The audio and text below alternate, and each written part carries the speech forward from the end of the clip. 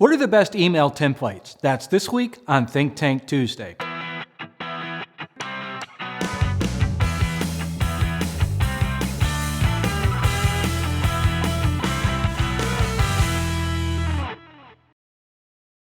Hi, I'm Paul Potratz, and welcome to this week's Think Tank Tuesday. I had an email and another email and a phone call, and then somebody sent me a link to a post on a blog site, and the question was, what are the best email templates? Well, boy, that's right up my alley, because here at Potratz, we send an average of 3 to 5 million emails every month. So you know what I'm saying. We've got our experience in email, no doubt. So what are the best email templates? Well, that's simple. Ones that you've tested. If you haven't tested your emails, then you don't have anything. You don't know what you have. What do I mean about testing? Well, let me tell you what we do at Potratz of how we test. We start with the subject line. That's what you want to do. Start with a subject line and then build your email. In other words, the content of your email. But this is what I want you to do. I want you to do 2 subject lines. So create 2 subject lines and then take your database. And let's say your database has 50,000, 10,000 names, whatever it is. I want you to take a small percentage of your database. In other words, take like 500 names out of your database that these names and email addresses that you know are going to get delivered to. Split it into 250 and 250, and then send the one email subject line, with the email of course, to 250, and send the other one to the 250. See which subject line works the best, because you'll see open rates and you'll see click-through rates in your analytics, because if you don't have analytics in your email marketing, then you're not email marketing. So now that you have this subject line of which one's performing better, now you can really start to dial in and say, okay, this is a good subject line. Then you can go in and start developing the content within the email. Now let's talk about content in email. Content in email, don't get carried away with images. And I'm so excited talking about emails, I wasn't even done talking about subject lines. So let me clarify subject lines just a little more. You've tested the subject line, but here's some things you do not want to do in your subject lines. Don't use exclamation points. Don't use question marks. Use true text. Be careful with caps. Also, don't use the word like sale, event, anything that creates an urgency. I know that's just an oxymoron. Don't create urgency in your email. But you have to be careful about using words like sale and sales event and free and all those. So any of those adjectives, be careful, because if you put it in your subject line, it's going to go into spam. And if you put it in the body of the email, guess what? It's going to go into spam. So there's your subject line. Another thing with subject lines is you can use the person's first name. That will help your open rate. Other things about subject lines, ask a question, make a statement. If you're not signed, well, of course you are, because you're watching Think Tank Tuesday, but how many times have we sent you an email and you opened it up because of the subject line? That's important. It starts with the subject line. Now let's go back into the body of the email. And I said, be careful with images. Yes. So many times we want to do all of these images and we're loading all these images and these images are linked to our website. That's going to put you right into the spam. It's not going to get into people's inboxes. So minimize the images you're using. You've got to use more text than you do images. And truth be told, what we found out with our testing is a text email. In other words, an old school email, just like one that I would send to you, you would send to me if we were sending, personal emails to one another, is going to get read more. It's going to get opened more. So limit the amount of images that you are using. But here, write this down.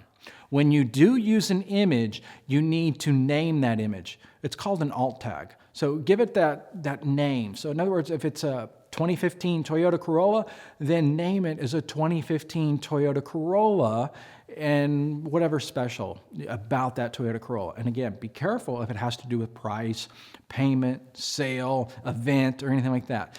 Because some people don't let those images load first. They want to see it, the text of it, and they won't let it load.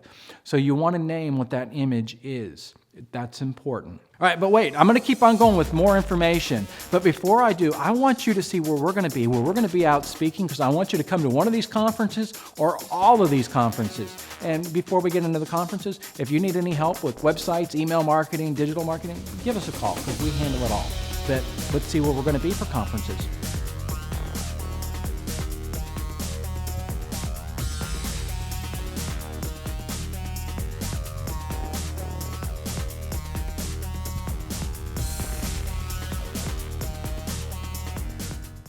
Now, the text of the email.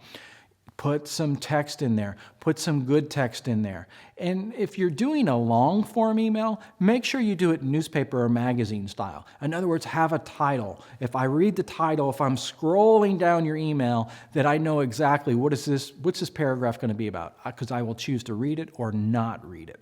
If it's a short email, get to your point quickly.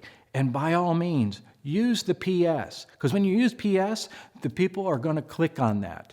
When you put your email signature in there, have a link to your website, have your phone number, have your picture, the picture of you as an individual. That will help not only the open rate, but that will help the actual conversion of the email. Now let's talk about sending the emails. How are you sending it? Are you sending it through your CRM? If so, it's probably not getting into people's inboxes. Because if you're sending it through your CRM, you're sharing that server with everybody else. And there might be other dealers that are like email, and just spamming people. So that server could be blacklisted. Here's something I want you to do. I want you to check MX Tools. So you can type in a search into Google and say, is my IP blacklisted? And it gives you the opportunity to put your IP address in there and see if it's blacklisted. You can put your URL in there, see if it's blacklisted. So you don't know how to get your IP? Then type in, what is my IP? Then you'll get the IP address. Now you'll be able to find out more because you want to see if it's blacklisted. Some email providers, boy, I wish I had stock in these companies because I suggest them all the time. Try Constant Contact. Try, MailChimp. That's a good one. They've got some great tools in it. Try, any of the ones that we know. I'm trying to think of this one, and I'm having a brain fart here, but it's something about Mama's Email or something like that, but it's a good email program. So my point, if you're sending it through your CRM, it's probably not getting in. So spend the extra money to use a company that's gone through the process to make sure that they're getting into people's inboxes. And how can you tell if you're with a good company? Well, when you upload a list to them, if they make you jump through the hoops and prove how you got your list, and if they're watching what your bounce rate is, and if they're contacting you saying, hey, your bounce rate's too high, your opt-out's too high, if they're on you about that, then chances are it's a good company. If they just let you upload list and they don't contact you about any of that stuff, you're not getting into people's inboxes. So that's a little tidbit of information, brain fart here, a little tidbit of information about email marketing.